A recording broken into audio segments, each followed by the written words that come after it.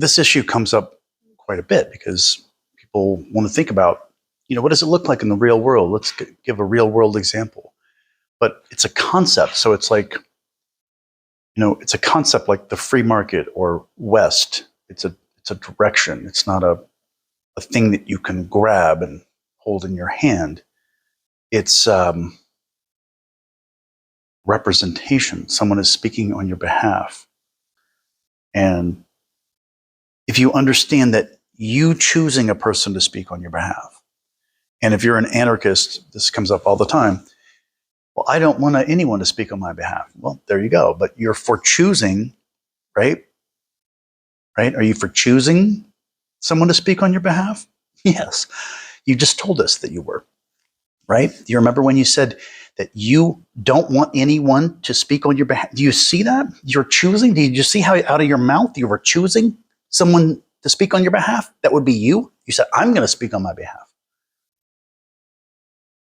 So if you don't recognize choosing someone to speak on your behalf, if you're really doing it right, where it's real choice, that is what you want.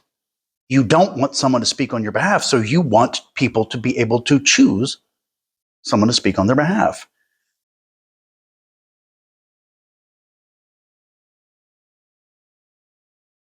Inherently, you see that language really matters because I'm using language to convey the idea.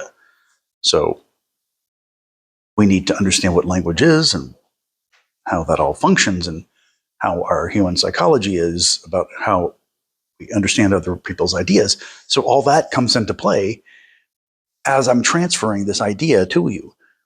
One thing that's important to understand, this is the answer to the universe. So this is not something that we would have come across naturally. This is something that we have to actually do on our own. We have to make fire. We can wait for it, I guess. There'll be lightning here and there and grab it, but you've got to keep it. So if even if you wait for natural fire, lightning to strike a tree, okay, we got it. But you've got to keep the fire going. So there is some obligation, even with the technology of just simply maintaining fire. You have effort that you need to put forth. So there's always going to be some minimal effort. But if you're requiring someone to do something that they don't want to do, that's problematic. Now you're costing money. Now you've got to hire people to deal with that situation. If you're getting people to do whatever they want to do, we wouldn't even say it that way. We would say you're not getting anyone to do what they want to do. We would say you're allowing it. And that's what I mean. That if you don't want to do anything, just put your hands up and say, I'm not going to help anybody with anything. But you're going to let people do things, right? You might be a person that's just psychotic and you don't want to help anyone, you don't want anyone to do anything. Okay, well, that's your business.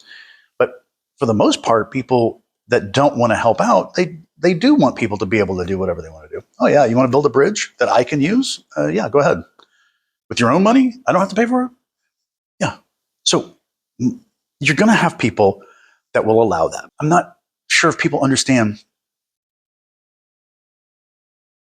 the simple nature of what is missing from the recipe of how we can solve problems.